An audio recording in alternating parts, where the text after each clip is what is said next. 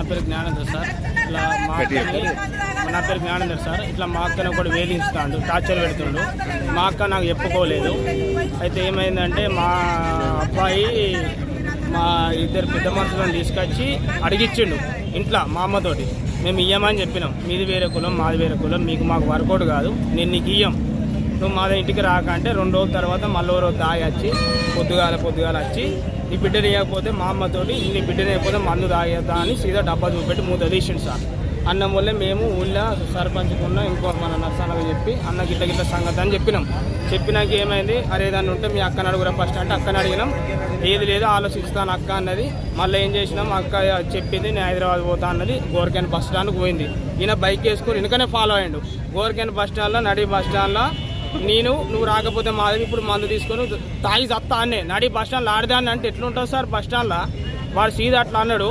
మా అక్క భయానికి ఇంటికాడ దించుతా అంటే వాడు బండి ఎక్కుతాడు, సీదా భూపాలపల్లి పట్టుకపోయిండు. 6 రోజులు మా అక్కను చంపుతాడు. ఎవరు సప్పులు లేదు.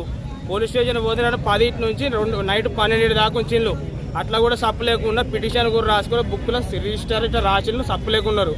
పొద్దుగాల పొద్దున పోయే వరకు వాళ్ళిద్దరిని పిలిపించినాం. మొత్తం లాగా అన్నారు. వచ్చినాక మా సార్ మాట్లాడాను, మీ అమ్మాయితో మీరు మాట్లాడుకోరు లేకుంటే లేదు అంటే మాకు కొన్ని ఆడు అద్దు నాకు భయానికి నేను అట్లా చెప్పినాడు ఉన్నందుకు నాకు ఆడ అవసరం లేదని అక్క చెప్పినాక సరే అని సప్పు లేకున్నాం. మా అక్కని మేమింటికి తీసుకుపోయినాం, పేపర్ రాసుకొని వాళ్ళ ఇంటికి ఆడు వెళ్ళిపోయినాక నిన్న 2 సార్లు మా ఇంటి పక్కపొంటి తిరిగిండాట. మరి మా అక్కకు ఫోన్ చేసిండా, మా అక్క సెల్ ఇంకా లాగు తెలియదు. మరి ఆ లాగు తీస్తే మరి మా అక్కతో మాట్లాడిండా ఏంటిది కథ. ఆడు మా అక్క లేకపోతే చస్తా అన్నాడు. ఇప్పుడు మా అక్క చచ్చింది, ఇప్పుడు ఆడు చావాలి. ఆయన గురించే చచ్చిపోయాను టార్చర్కి. లెటర్ కూడా రాసింది. గోనె వెంకటేష్ నన్ను టార్చర్ పెట్టిండు కాబట్టి 10 మందిలా నాకు మానం అనిపించి చచ్చిన లెటర్ కూడా రాసింది. లెటర్ కూడా ఉన్నది, ఫోటో ఉరేసుకుంది అనిపోయింది. ఈరోజు జైలుకి ఎట్లా పోయిండు? నిన్నటి దాకా తప్పించుకున్నాడు. ఈ రోజు ఎందుకు పోయి పోలీస్ స్టేషన్ లో కూర్చున్నాడు? అమ్మాయి లేకపోతే చస్తారన్నాడు. ఇప్పుడు అమ్మాయి చచ్చిపోయి అక్కడ ఉన్నది. అదే మందు డబ్బు తెచ్చుకోమన్నారు ఇవన్నీ. మాకేది వద్దు సార్. ఆ నీడికి తెచ్చి మేము అడుగుతాం. నా కన్న తల్లి ముందుకు వచ్చి ఆ అమ్మాయి లేకపోతే నేను చస్తానని నా కన్న తల్లికి చూపించిండు మందు డబ్బా. మరి ఇప్పుడు అదే కన్న తల్లి ముందుకు రమ్మని ఇప్పుడు తీసుకొస్తారు సార్. మాకైనా ఆ ప్రాణం తీసుకొస్తారా? ప్రాణం తీసుకొస్తారు సార్.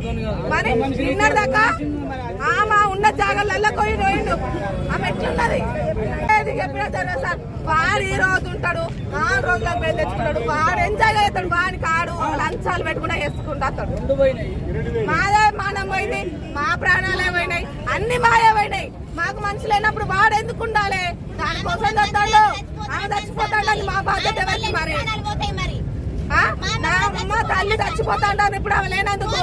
మరి వాళ్ళు కూడా రేపటి రోజులలో కూడా నా కుటుంబానికి మాత్రం వీళ్ళకేమైనా జరిగితే వాడు మాత్రమే బాధ్యుడు.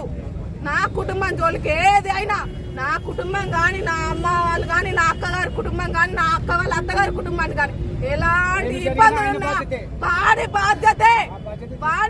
నేను ఇక్కడ చెప్తున్నా, అదే చెప్తున్నా ఇక్కడ కూడా.